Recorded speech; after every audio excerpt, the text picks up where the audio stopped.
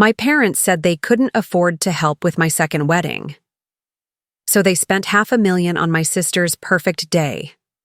Then they came after me for $75,000. Well, before I tell you what I did, subscribe to our channel so you don't miss any of the incredible stories we tell here. The call came on a Tuesday morning while I was reviewing case files in my cramped office at the Community Mental Health Center. "Amanda, darling, we need to talk." My mother's voice carried that particular tone I'd learned to dread, the one that meant I was about to be disappointed in a way that would leave lasting scars. At 35, I thought I'd outgrown the need for my parents' approval, but 3 years of rebuilding my life from the ashes of a devastating divorce had left me more vulnerable than I cared to admit. My ex-husband's gambling addiction hadn't just destroyed our marriage, it had decimated our savings, leaving me with $40,000 in legal fees and credit card debt that haunted my credit score like a vengeful ghost.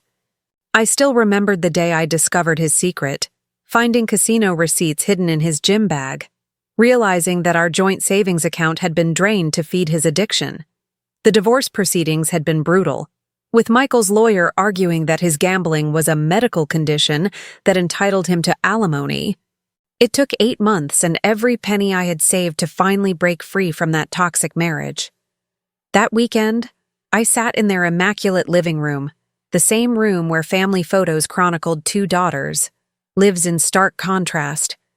Sophie's pictures showed a progression of achievements: college graduation with summa cum laude honors, first job celebration at a prestigious marketing firm, European vacation with her sorority sisters.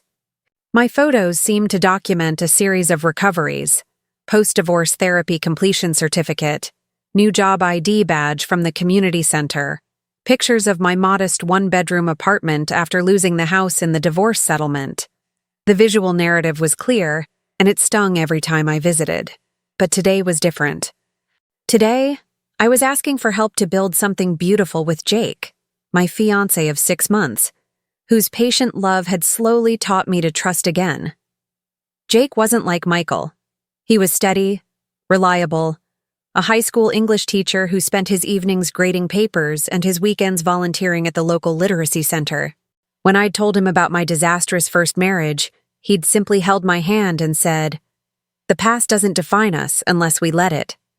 He'd proposed on a quiet evening in our shared apartment, not with an expensive ring we couldn't afford, but with his grandmother's simple gold band and a promise that we'd build our future together, one honest day at a time. "We've been thinking about your request for a loan," my father began, his reading glasses perched low on his nose as he reviewed documents I couldn't quite see. $28,000 for a wedding seems substantial, especially given your recent financial challenges. The way he said financial challenges made my failure sound like a character flaw rather than the result of my ex-husband's addiction. I had prepared for this conversation meticulously, bringing a detailed budget breakdown that accounted for every flower, every piece of table linen, every catered hors d'oeuvre. I'd even prepared a realistic repayment plan that would have me debt-free within 3 years.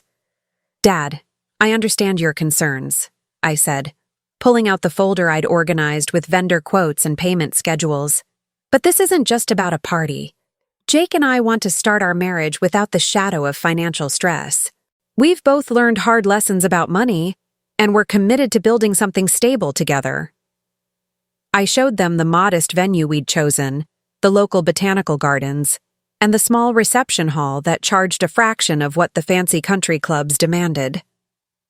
My mother set down her coffee cup with deliberate precision, the small clink echoing in the suddenly tense room. "Sweetheart, you know we love you, but this would be your second wedding. The practical side of us wonders if this level of investment makes sense at this stage of your life." Her words were carefully chosen, diplomatically cruel. I felt Jake's hand find mine on the sofa cushion between us, his thumb tracing gentle circles on my palm, our silent code for "stay strong, I'm here." "What exactly do you mean by this stage of my life?" I asked, my voice steadier than I felt. Inside, my professional training warred with my emotional response. As a licensed family therapist, I recognize the patterns of conditional love and financial manipulation, but experiencing them firsthand felt entirely different from analyzing them in session notes. I thought about Mrs. Chen, one of my clients whose mother had used money as a weapon of control for decades, leaving emotional scars that required years of therapy to heal. You're 35, Amanda. You've been married before. The statistics on second marriages aren't encouraging, and we've learned to be more cautious with our financial commitments. My father's words hit like physical blows, each one precisely aimed at my deepest insecurities. The man who had walked me down the aisle 7 years ago was now essentially betting against my future happiness. I thought about my colleague, Dr. Martinez, whose second marriage had lasted 30 years and produced 3 beautiful children, and my client, Mrs. Patterson, who found the love of her life at 42 after an abusive first marriage. William, my mother interjected softly, but my father raised his hand to silence her. Margaret, we've discussed this. Amanda is an adult who needs to learn to stand on her own feet. We can't keep rescuing her from poor decisions. The phrase, poor decisions, stung worse than the financial rejection. My divorce hadn't been a poor decision. It had been survival. Staying married to Michael would have meant watching him gamble away everything we'd ever worked for. The conversation continued for another painful hour, with my parents presenting a united front of fiscal responsibility and statistical pessimism. They questioned whether Jake, as a teacher, could truly provide financial stability. They wondered aloud if I was rebounding too quickly from my divorce. They suggested that perhaps a courthouse ceremony would be more appropriate for a second marriage. Each suggestion felt like another nail in the coffin of our relationship. Another confirmation that I would always be the daughter who disappointed them. As Jake and I drove home in silence, my mind replayed every word, every pause, every carefully modulated tone. I'm sorry, I finally whispered as we pulled into our apartment complex. I'm sorry you had to sit through that. Jake parked the car and turned to face me, his eyes filled with the kind of understanding that had made me fall in love with him in the first place. Amanda, their inability to see your worth doesn't diminish your value. We'll have our wedding, maybe not the one we originally planned, but something beautiful that's ours. That night, lying in bed next to the man who loved me unconditionally, I made a quiet vow.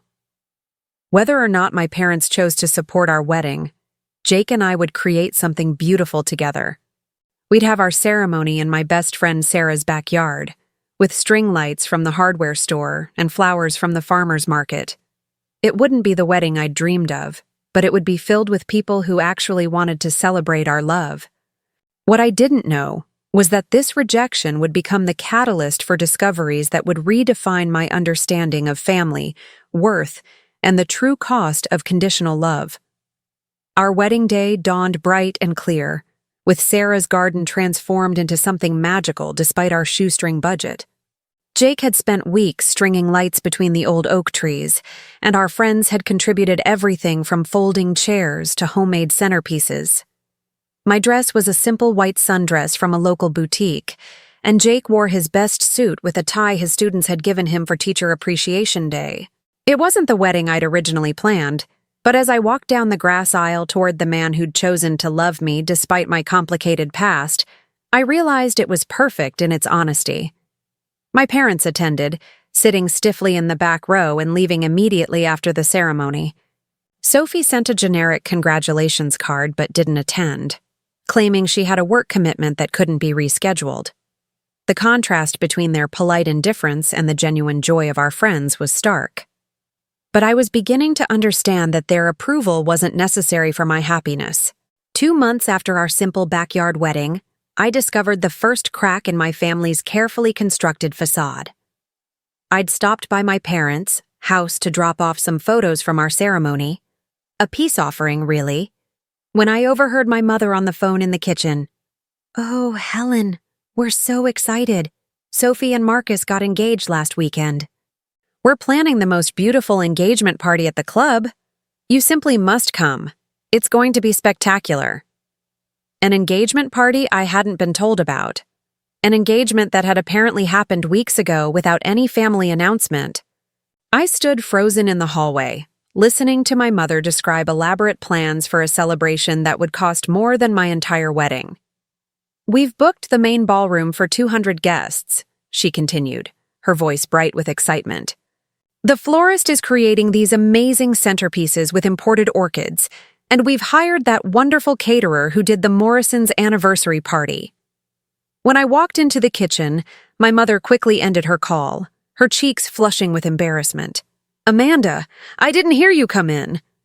The awkward silence stretched between us as I processed what I'd overheard. "Congratulations on Sophie's engagement," I said carefully. "When did it happen?" My mother's eyes darted away from mine. "Oh, it's been a few weeks now. We've been so busy with the planning. I meant to call you." The invitation arrived 3 days later, addressed to Amanda and Jake, in elegant calligraphy, as if my marriage were an afterthought requiring acknowledgement but not enthusiasm. The engagement party was being held at the country club where our family had been members for over 2 decades. The same venue where I'd celebrated my high school graduation, my college acceptance, and my first wedding reception.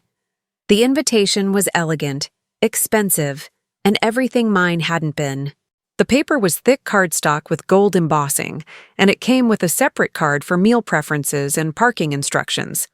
"Look at this," I told Jake, sliding the invitation across our small dining table. He studied it carefully, his teacher's mind immediately calculating the cost. "This isn't just an engagement party," he observed. "This is a production. Look at the RSVP card.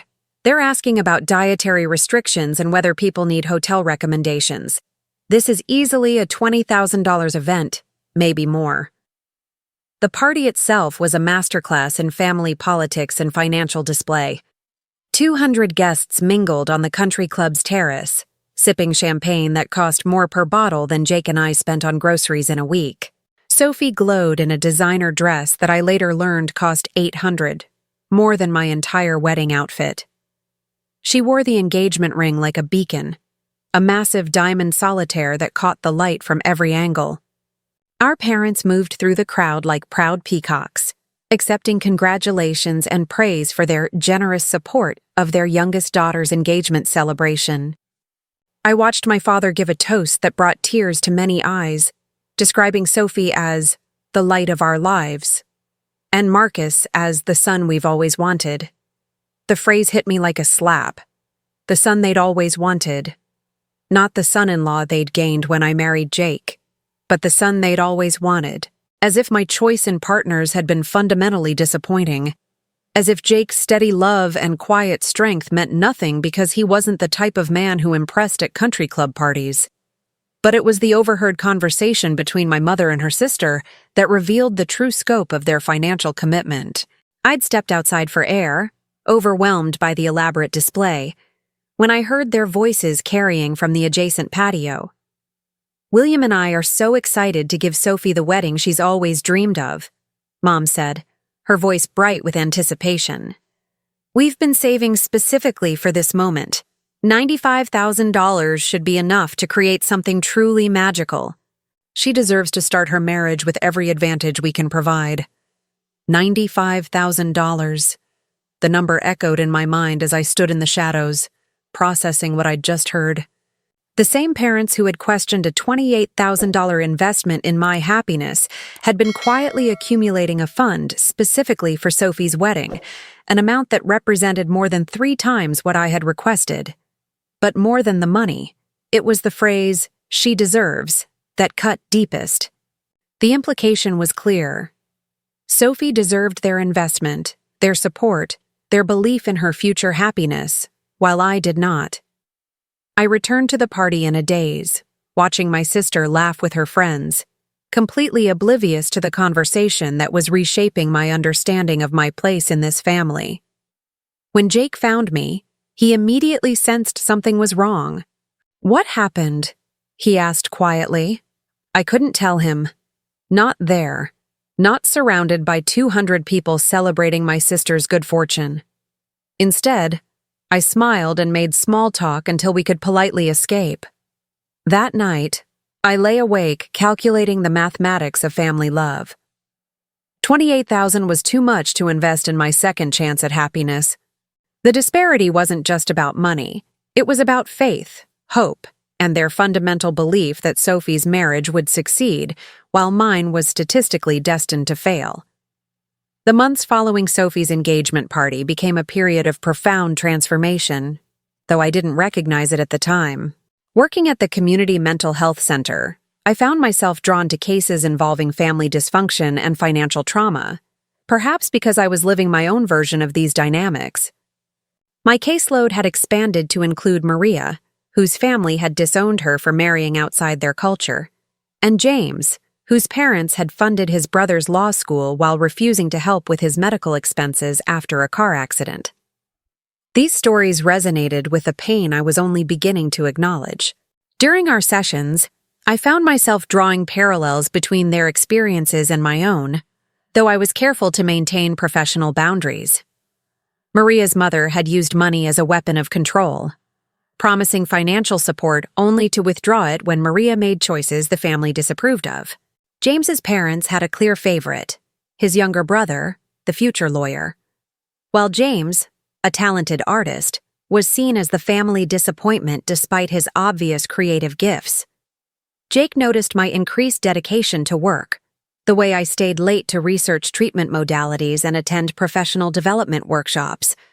"You're not just working harder," he observed one evening as I spread certification materials across our coffee table. "You're working with purpose. It's like you're building something bigger than just a job." He was right. My personal experience with family trauma was deepening my professional understanding in ways that textbooks never could. I began specializing in family systems therapy, attending weekend workshops on financial abuse, and completing advanced certifications in trauma-informed care. My colleagues at the community center couldn't afford these expensive training programs, but I was motivated by something deeper than career advancement. I was developing expertise in healing the exact wounds that my own family had inflicted. The breakthrough came during a particularly challenging session with the Morrison family, whose dynamics mirrored my own experience so precisely, it felt like looking into a psychological mirror. The parents had financially supported one child's dreams, paying for an expensive MBA and helping with a house down payment, while systematically undermining the other child's confidence and opportunities, refusing to help with student loans for nursing school because career nurses don't make enough money to justify the investment. "Sometimes," I told them during our fourth session, "families create hierarchies of worth that have nothing to do with actual merit or potential. These hierarchies often reflect the parents' own fears, dreams, and unconscious biases rather than the children's true capabilities or needs." The words felt revolutionary coming out of my mouth, not because they were professionally innovative, but because they represented the first time I had articulated my own experience with such clarity. That night, I made a decision that would change the trajectory of my entire career. I would open my own practice, specializing in family therapy with a focus on financial trauma and systemic favoritism. The community center had given me valuable experience, but I needed the freedom to develop innovative treatment approaches and serve clients who couldn't access quality family therapy through traditional mental health systems. Jake was immediately supportive, though I could see the worry in his eyes when I outlined the financial risks.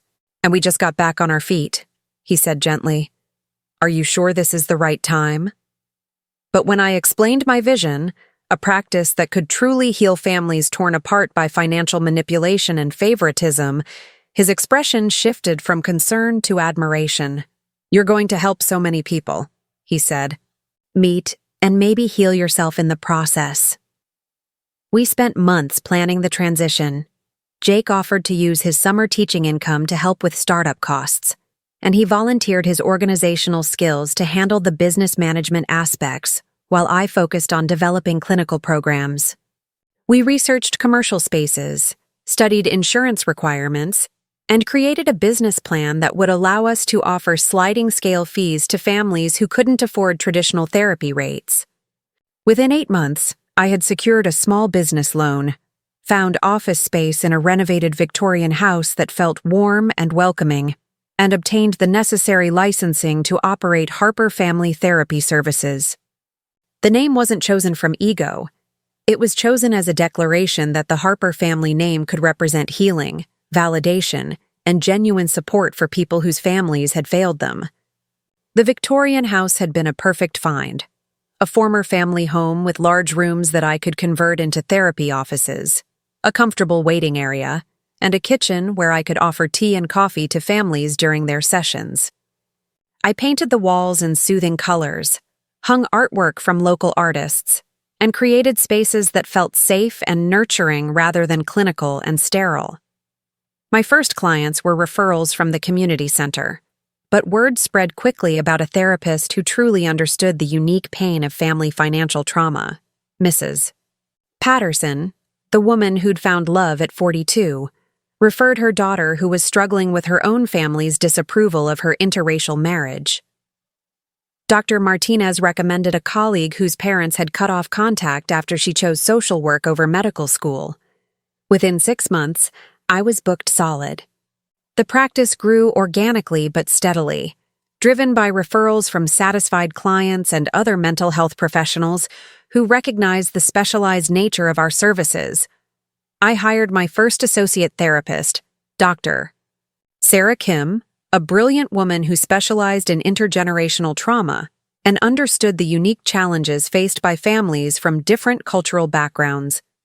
Within 18 months, Harper Family Therapy Services had expanded to include 6 therapists, 2 administrative staff members, and a part-time business manager. We offered sliding scale fees, evening appointments for working families, and specialized workshops on topics like healing from family financial abuse, building healthy boundaries with conditional love, and breaking cycles of favoritism. The work was deeply fulfilling, but it was also lucrative in ways I hadn't anticipated. Insurance companies were eager to contract with specialized practices that could demonstrate measurable outcomes, and our success rate with complex family cases was earning us referrals from throughout the region. Mental health professionals were sending us their most challenging cases, families torn apart by financial manipulation, siblings damaged by obvious favoritism, adult children struggling to break free from controlling parents. By the time Sophie's wedding invitations arrived, elegant affairs printed on paper so thick it felt like fabric, I was running a thriving practice that served over 150 families annually. The irony wasn't lost on me that I was helping other people heal from the exact type of family dysfunction that had shaped my own life. But more importantly, I was building something of genuine value, creating a space where people's pain was validated and their healing was supported without conditions or judgments about their worthiness. Sophie's wedding invitation was a work of art in itself. Gold foil lettering on cream-colored paper that probably cost more per sheet than most people spent on their entire wedding invitations. The ceremony was set for Napa Valley's most exclusive winery, with accommodations at a luxury resort that charged $500 per night for the cheapest rooms. A separate card included information about the gift registry, which featured items from stores I couldn't afford to browse: Williams-Sonoma, Pottery Barn, Tiffany & Co.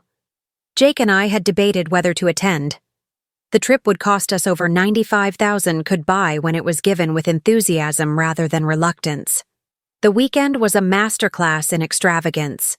The rehearsal dinner alone, held at a Michelin-starred restaurant with a prix-fixe menu that cost $200 per person, was more elaborate than most weddings I'd attended. Sophie looked radiant in a different designer dress each day, while my parents glowed with pride as they received endless compliments on their generosity and excellent taste. Sophie's wedding day arrived with the fanfare of a royal celebration, complete with a professional photographer's team documenting every meticulously planned moment. I wasn't part of the wedding party. That honor was reserved for Sophie's college sorority sisters and our cousin Rachel, whose relationship with Sophie had always been closer than ours despite the geographic distance. My role was clearly defined: supportive older sister who would attend, smile appropriately, and avoid drawing attention to the stark contrast between this celebration and my own humble ceremony 2 years earlier. The venue was breathtaking, I had to admit. The winery had been transformed into something from a fairy tale, with imported flowers creating dramatic archways and crystal chandeliers suspended from temporary structures that must have cost more than most people's annual salary. As guests arrived in luxury vehicles and designer attire, I felt both underdressed and overdressed in my carefully chosen outfit, a cocktail dress I'd bought specifically for this occasion, expensive enough to show respect but modest enough to reflect our realistic financial circumstances. The ceremony itself was a production worthy of a Hollywood movie. The officiant was a celebrity pastor flown in from Los Angeles, someone I recognized from television who charged $10,000 for private ceremonies. The string quartet included members of the Regional Symphony Orchestra. The flowers were varieties I'd never seen before, clearly imported from somewhere tropical and expensive, arranged in elaborate displays that lined the aisle and surrounded the altar. As Sophie and Marcus exchanged vows they had written themselves, I found myself analyzing the cost of every detail with the sharp eye of someone who had planned a wedding on a strict budget. The bridal bouquet alone probably cost more than all the flowers at my wedding combined. Sophie's dress was clearly custom-made, with intricate beadwork that must have taken months to complete. Even the programs were works of art, thick cardstock with gold foil printing that matched the invitations. But it was during the reception speeches that the true scope of their financial and emotional investment became undeniably clear. Our father stood at the microphone in his custom tuxedo, his voice thick with emotion as he addressed the 300 guests gathered in the winery's main hall. "Sophie has always been our ray of sunshine," he began, and I felt my stomach clench at the familiar phrase I'd heard throughout my childhood. From the moment she was born, we knew she was destined for something special. He continued, his voice growing stronger as he warmed to his theme. "Margaret and I are proud to have supported her journey to this moment. We believe that when you invest in your children's happiness, you're investing in the future itself. Today, we're not just celebrating Sophie and Marcus, we're celebrating the beginning of a dynasty, a family legacy that will endure for generations." Then came the phrase that would haunt me for years. "We're thrilled to welcome Marcus into our family as the son we never had." The words hit me like a physical blow, precise and devastating in their implications. I thought about all the ways I had tried to make my father proud, excelling in school, building a successful career, creating a stable life with Jake. But apparently, all of that effort couldn't compensate for the fundamental disappointment of my gender and my inability to bring home a son-in-law who impressed at country club gatherings. I glanced at Jake, whose jaw had tightened as he processed the same implications I was struggling to absorb. Around us, guests murmured their approval at my father's eloquent speech, but I felt as if I were drowning in the elaborately decorated reception hall, suffocated by the weight of being so publicly diminished. The speech continued with details about their investment in Sophie's future happiness, including what sounded like financial commitments that extended far beyond the wedding itself. They had purchased the newlyweds' first home as a wedding gift, a detail that sent murmurs of appreciation through the crowd and waves of nausea through my system. The house, a 3-bedroom craftsman in Napa's most exclusive neighborhood, represented more money than Jake and I would see in 5 years of combined income. "We believe that young couples today face challenges that our generation never had to navigate," my father continued. "By providing Sophie and Marcus with a strong foundation, a beautiful home, financial security, and our unwavering support, we're giving them the best possible start to their married life." As guests raised their champagne glasses to toast my parents' generosity, I felt something fundamental shift inside me. Not jealousy, exactly, but a cold, clear recognition of exactly where I stood in this family's hierarchy of value and investment. They hadn't just chosen Sophie over me. They had created an entirely different universe of possibility for her, one where dreams were supported rather than questioned, where love was demonstrated through generous investment rather than statistical pessimism. The evening's final revelation came from an unexpected source during the reception's dessert course. My slightly intoxicated Uncle Michael, emboldened by several glasses of the premium wine being served, cornered Jake and me near the elaborate ice sculpture that was slowly melting in the warm valley air. "Your parents really went all out for this one," he said, swaying slightly as he gestured toward the crystal chandeliers and imported flower arrangements. "The wedding alone must have been what? 95, 100,000. And then there's the honeymoon.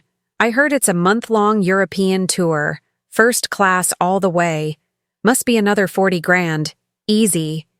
He leaned closer, his voice dropping to what he probably thought was a conspiratorial whisper, but was actually loud enough for nearby guests to hear.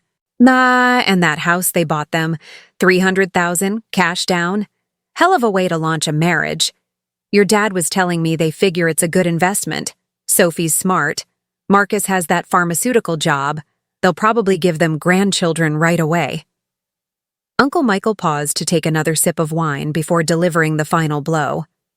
"Too bad they can't afford to do this for both daughters, right? But I guess with your situation, they figured it was better to put their eggs in one basket. Sophie's always been the responsible one, hasn't she?" His words were meant as casual family gossip, but they hit me like a series of physical assaults.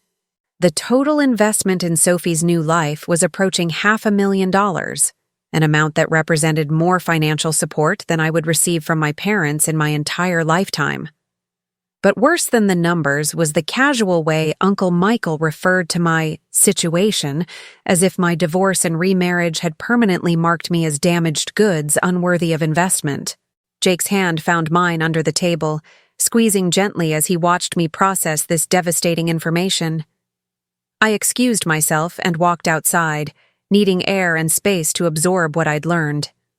The night was beautiful, with stars visible above the valley, but I felt as if I were suffocating under the weight of my family's judgment. Standing alone on the winery's terrace, I did the math that would change everything. Wedding, 40,000. House, 435,000 invested in Sophie's happiness and success, while they had questioned whether $28,000 was too much to spend on mine.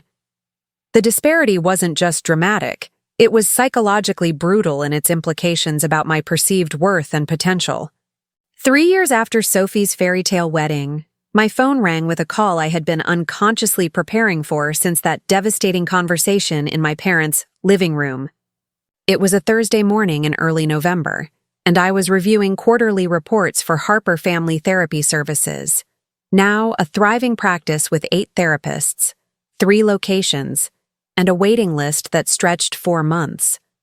Our success had exceeded every projection I'd made in my business plan. We had just opened our second location in a neighboring town, and I was in negotiations to purchase the building that housed our original office. The practice was generating more revenue than I had ever imagined possible, not because of aggressive marketing or competitive pricing, but because we filled a genuine need in our community for specialized family trauma therapy. When my mother's name appeared on my caller ID, I almost didn't answer. Our relationship had become increasingly strained since Sophie's wedding, with conversations limited to polite holiday greetings and perfunctory birthday wishes. But something in my gut told me this call was different. "Amanda, honey, I hope I'm not catching you at a bad time." Her voice carried a hesitancy I'd never heard before, a vulnerability that immediately put me on alert. She sounded older, somehow, and there was a tremor I didn't remember from previous conversations. "Your father and I were wondering if we might be able to schedule some time to talk with you. It's about a family matter that's become quite complicated." The careful phrasing told me everything I needed to know. This wasn't a social call or an attempt at reconciliation. They needed something from me, and for the first time in our relationship, I held the power to say yes or no. "What kind of family matter?" I asked, keeping my voice professionally neutral. It's difficult to explain over the phone," she replied, and I could hear my father's voice in the background, though I couldn't make out the words. "Would it be possible for us to come to your office? We'd prefer to discuss this in person, if you don't mind. I scheduled them for the following Saturday morning, curious despite myself about what could have prompted this unprecedented request for a formal meeting. As I hung up the phone, Jake looked up from his grating with raised eyebrows. "That sounded ominous," he said. "Are you okay?" I wasn't sure, but I was definitely intrigued. When they arrived at my office the following Saturday, the change in their demeanor was immediately apparent. My father, who had always commanded rooms with his presence, seemed diminished, older, carrying himself with the defeated posture of a man facing circumstances beyond his control.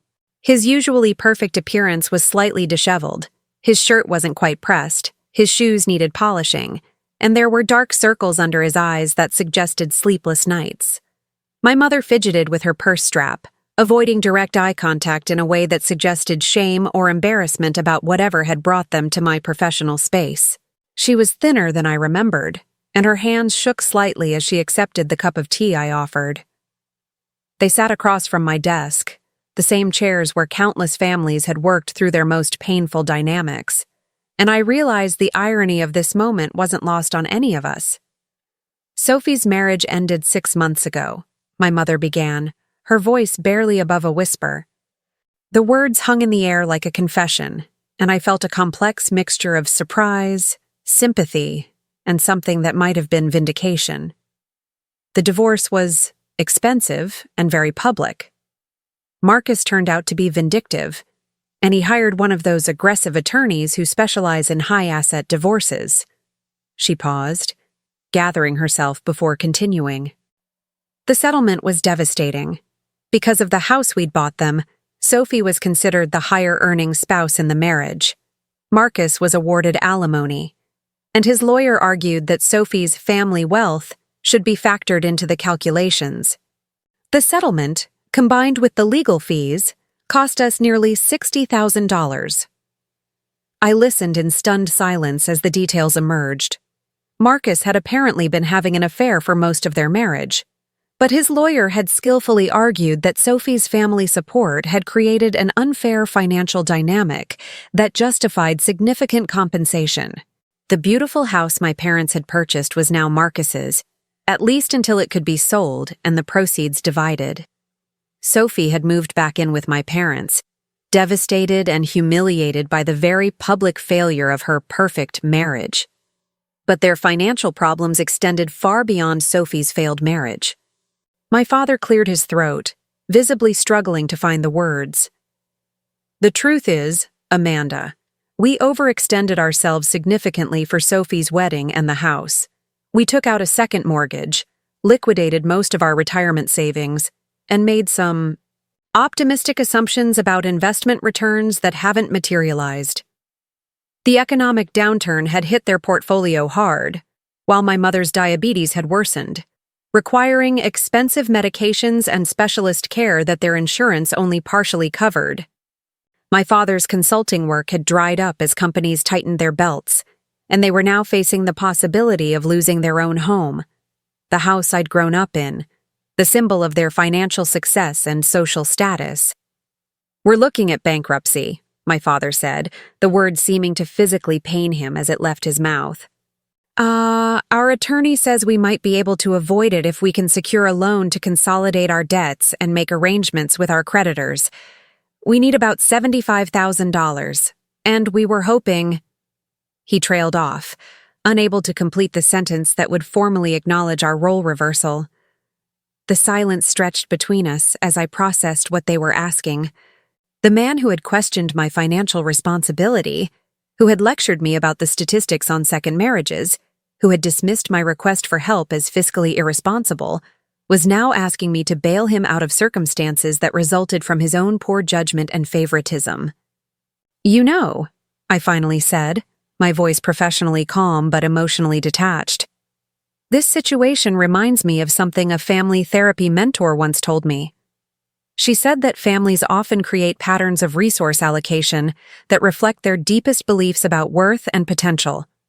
Those patterns usually persist until someone or something forces them to change."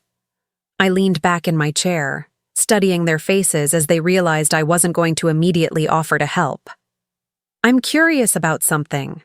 When I asked for help with my wedding, you questioned whether it was a wise investment. You cited statistics about second marriages, expressed concerns about my financial responsibility, and ultimately decided that the risk was too great. What makes you think I would be willing to help you now? My mother's eyes filled with tears, and my father's face cycled through confusion, understanding, and finally, shame, as they recognized their own words and attitudes being reflected back to them with surgical precision. "Because you're our daughter," my mother whispered. "Because families should support each other through difficult times.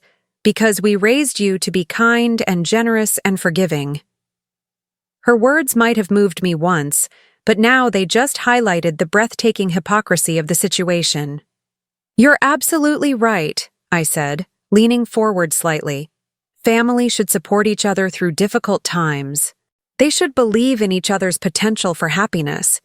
They should invest in each other's dreams without conditions or statistical projections about success rates."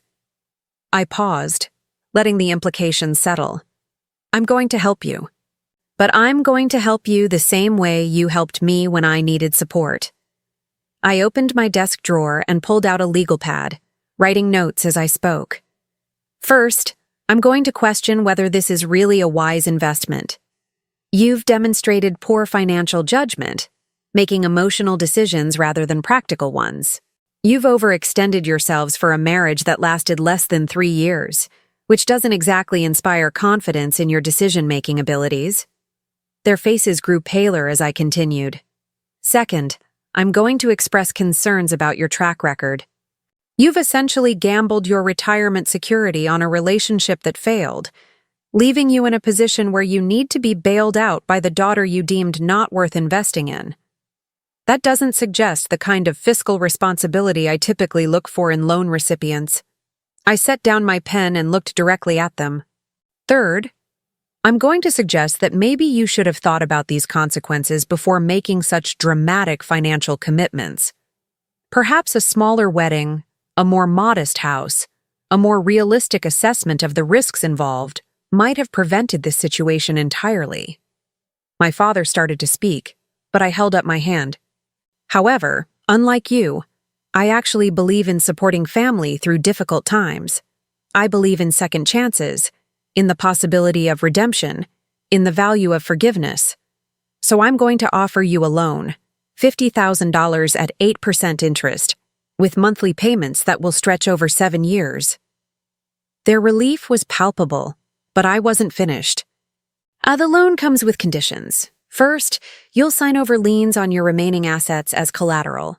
Second, you'll attend family therapy sessions, not the comfortable, surface-level counseling you might prefer, but intensive sessions focused on understanding and changing the patterns of favoritism and financial manipulation that have damaged our family relationships.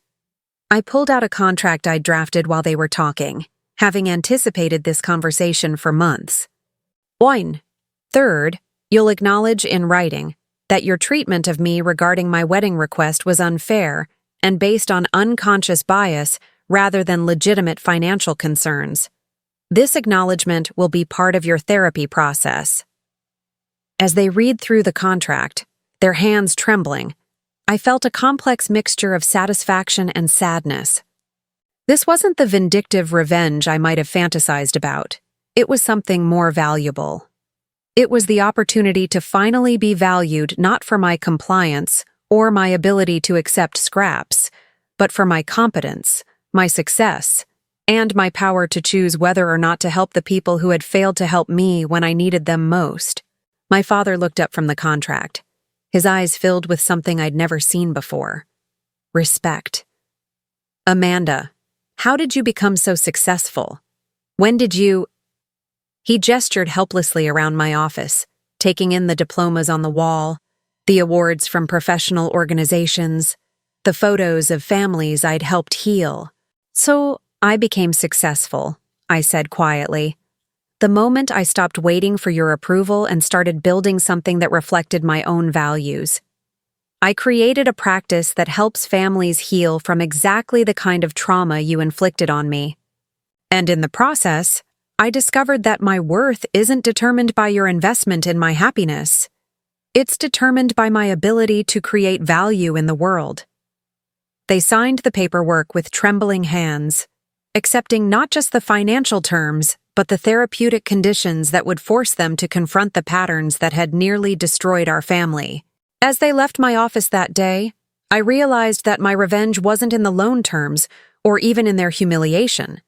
My revenge was in having become someone whose help they needed, someone whose expertise they respected, someone whose forgiveness they would have to earn. 6 months later, as I sat in my expanded office reviewing the latest quarterly reports, I reflected on the strange journey that had brought me to this moment. Harper Family Therapy Services now employed 12 therapists across 4 locations, and we had just been awarded a contract to provide services to the county's family court system. My parents had been attending therapy sessions religiously, working through decades of unconscious bias and learning to see me as something other than their disappointing daughter. Sophie had also started therapy, dealing with the shame and trauma of her very public divorce and beginning to understand how her role as the golden child had damaged both her and our relationship. She'd apologized for the years of taking our parents' favoritism for granted, and we were slowly building a new relationship based on mutual respect rather than competition for approval. Jake had been offered a position as principal at a new charter school, and we'd used some of the profits from my practice to buy our first home, a modest but beautiful house with a garden where we planned to host family gatherings on our own terms. My parents' monthly loan payments were a tangible reminder that I had finally achieved something they couldn't dismiss or minimize: financial independence and professional success that commanded respect. But the real victory wasn't the money or the successful business or even the long-overdue acknowledgement of my worth. The real victory was in the families I'd helped heal, the cycles of trauma I'd helped break, the children who would grow up knowing they were valued for who they were rather than how well they met their parents' expectations. As I locked up the office that evening and drove home to Jake, I realized that my parents' initial rejection of my wedding loan request had been the best thing that ever happened to me. It had forced me to build something entirely my own, something that reflected my values rather than their expectations. And in the end, that foundation proved to be worth far more than any amount they could have given me. So, what did you think of this revenge? Was it satisfying enough? Tell me in the comments. I read them all and love to hear your opinions. If you haven't subscribed to the channel yet, take advantage of the opportunity now that the story is over and click the subscribe button. And look, there's another incredible video appearing on your screen right now. Click it because I'm sure you'll love it. See you there.